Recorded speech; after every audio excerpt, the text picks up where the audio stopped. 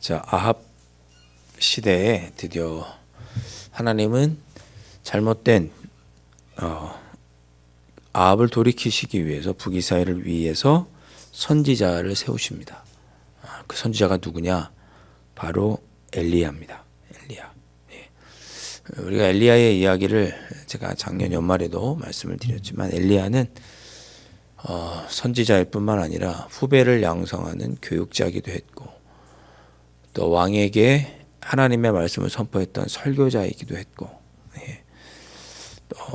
그는 또 나라의 잘못된 부분을 개혁하고 하나님의 말씀으로 나라가 변화해야 된다라고 말했던 개혁자이기도 하고 그런 여러 가지 모습을 가지고 있었던 구약 성경의 대표적인 예언자가 엘리야입니다.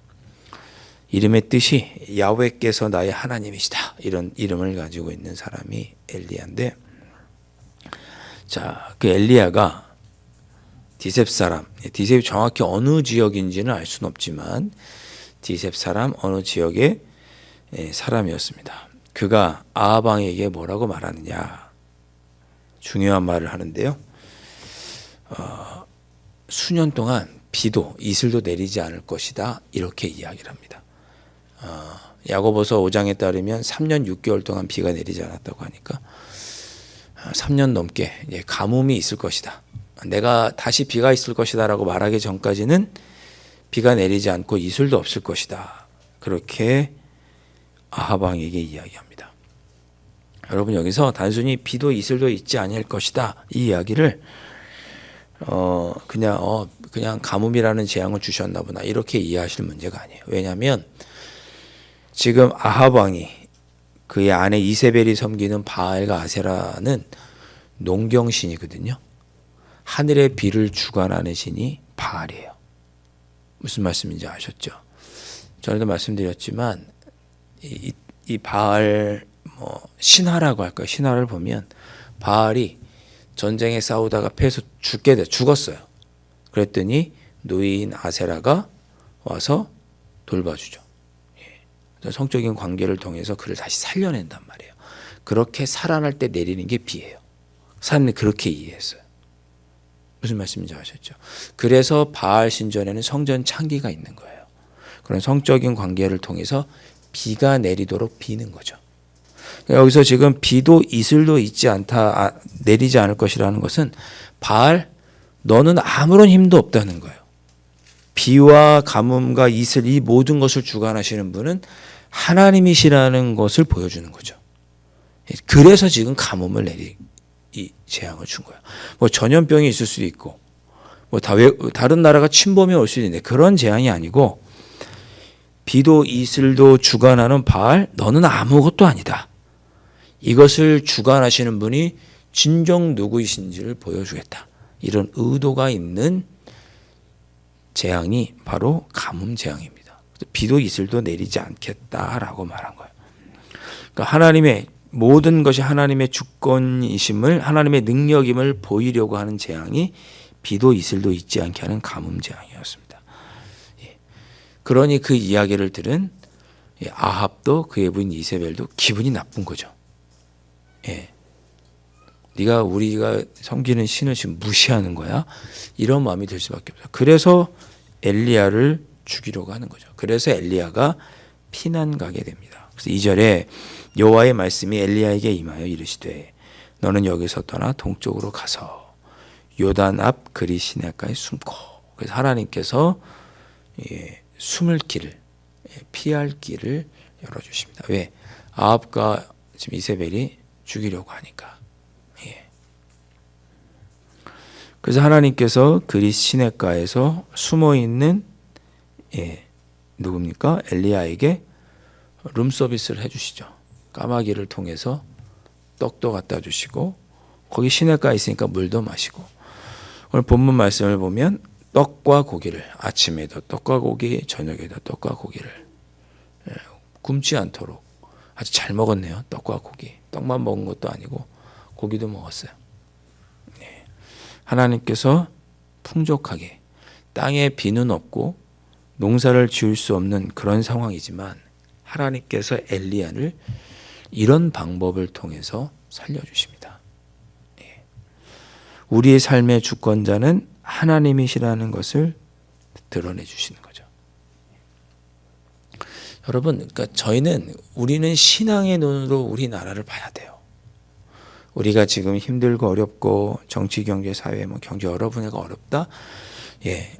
정치가 경제 분야의 사람들 자기가 알고 있는 지식대로 해야겠죠.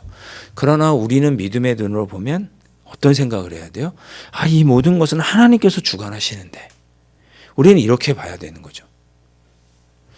하나님을 모르는 사람들은 어떻게 생각할지 모르지만 우리는 이걸 주관하시는 분은 하나님이신데, 가뭄과 비와 이세를 주관하시는 분은 하나님이신데, 내 삶의 여러 가지 문제를 주관하시는 분은 하나님이신데, 우리는 이제 그렇게 믿음의 눈으로 바라보아야 되는 거죠. 그것을 깨닫게 해주시는 재앙이 바로 가뭄 재앙이었습니다. 자, 그리고 오늘 우리가 어떻게 기도해야겠습니까? 그렇습니다. 하나님, 제가 우리의 모든 것을 주관하시는 하나님만 바라보고 하나님만 의지하며 살아갈 수 있도록 저의 믿음이 흔들리거나 넘어지지 않도록 지켜주십시오. 하나님만 의지합니다. 이렇게 기도하실 수 있어야겠죠. 이 새벽에 그렇게 기도하실 수 있기를 바랍니다. 자, 8절 말씀 보면 그렇게 먹고 입고 마실 것이 없는 그때, 그때 하나님은 엘리야를 또 기가 막힌 방법으로 살려주시죠.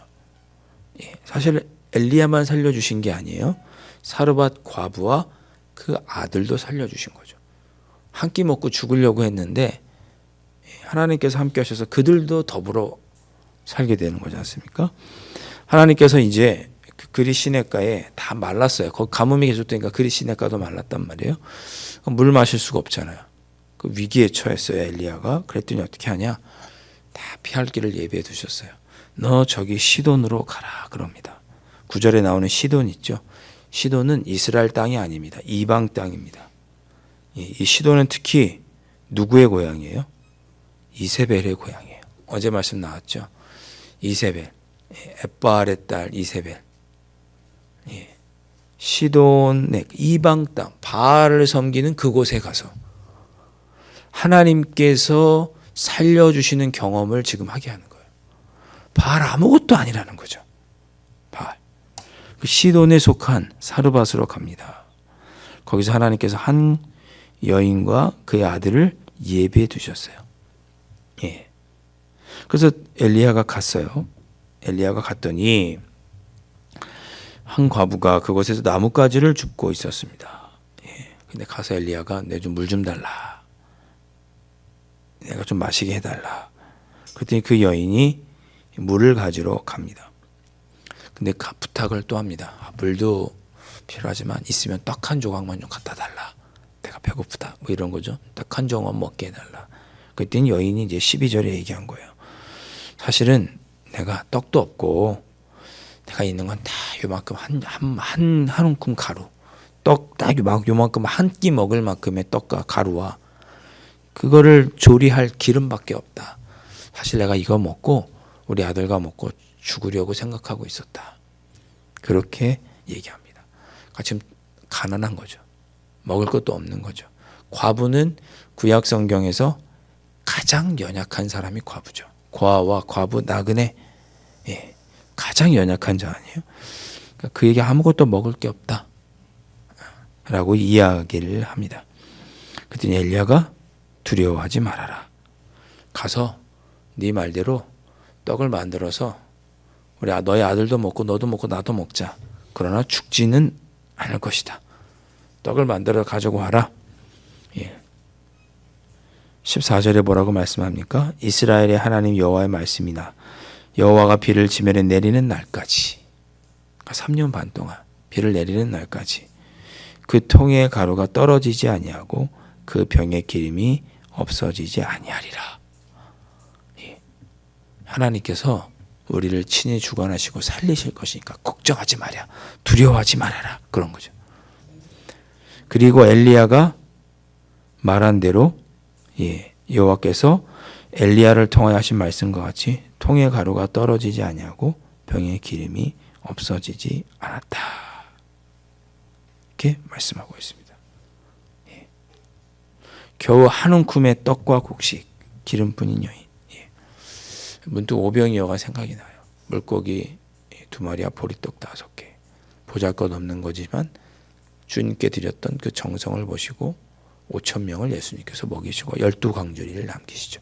12광주리가 남았다는 것은 배불리 먹어도 남았다는 거예요. 예. 겨우겨우 먹고 12광주리가 남은 게 아니고 배부르게 정말 더 이상 넣을 수 없을 만큼 몸에 충분히 먹고 챙기고도 12광주리가 남았다는 거죠. 예. 그것과는 비교할 수 없지만 엘리야를 통하여 하나님께서 인간의 생사와 복을 주관하시고 삶의 모든 것을 주관하시는 분이시라는 것을 보여주셨습니다. 예. 그러니 두려워 말고 가서 행하라. 예. 오늘 우리에게 주시는 주님의 음성으로 들으시기를 바랍니다. 우리의 삶의 모든 것을 주관하시고 채워주시는 하나님. 그 하나님께서 여러분들의 삶을 온전히 채워주시고, 예. 엘리야가 사르밧과 아버에게 했던 것처럼 비와 이슬도 주관하시는 하나님께서 여러분들의 손이 비지 않도록 채워주실 줄 믿습니다. 그러니 우리는 두려워하지 말고 하나님을 믿고 의지하며 살아가는 것이 우리의 삶의 모습일 것입니다.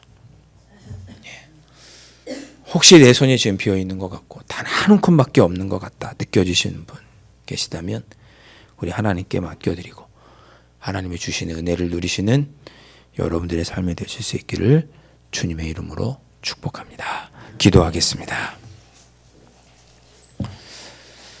하나님 아버지, 오늘 주신 말씀을 통해서 다시 한번 깨닫게 하여 주시니 너무나 감사합니다.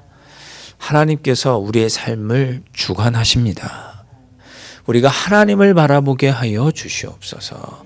인간적인 생각으로 내 손에 들어있는 이 한 움큼의 가루와 기름만 바라보지 않게 하시고 우리를 살리시고 먹이시고 입히시며 아버지 하나님 비와 이슬까지도 주관하시는 이 역사를 주관하시는 하나님을 바라보고 그 하나님께서 우리에게 부어주실 은혜와 그 축복과 그 은혜의 담비를 기대하고 소망하고 의지하며 두려움 없이 행하는 저희들의 삶이 될 수 있도록 아버지 하나님 인도하여 주시옵시고 그렇게 행하여 하나님이 주시는 충만한 은혜를 날마다 풍성히 누리는 저희들의 삶이 될 수 있도록 축복하여 주시옵소서. 귀하신 예수 그리스도의 이름으로 간절히 기도하옵나이다. 아멘. 하늘에 계신 우리 아버지, 아버지의 이름을 거룩하게 하시며 아버지의 나라가 오게 하시며 아버지의 뜻이 하늘에서와 같이 땅에서도 이루어지게 하소서. 오늘 우리에게 일용할 양식을 주시고 우리가 우리에게 잘못한 사람을 용서하여 준 것 같이 우리 죄를 용서하여 주시고 우리를 시험에 빠지지 않게 하시고 악에서 구하소서. 나라와 권능과 영광이 영원히 아버지의 것입니다. 아멘.